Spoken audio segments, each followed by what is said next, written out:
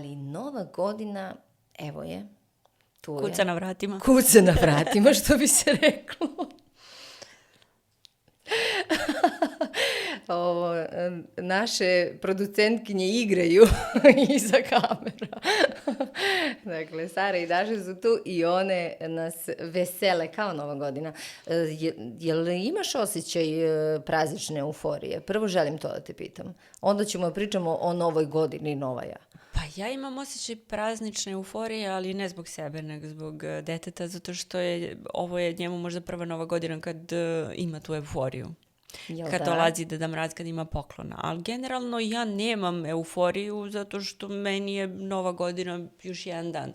Ništa se tad spektakularno ne završava, ništa spektakularno ne počinje. Ja nastavljam tamo gde sam stala uz one praznike i viđenje sa porodicom.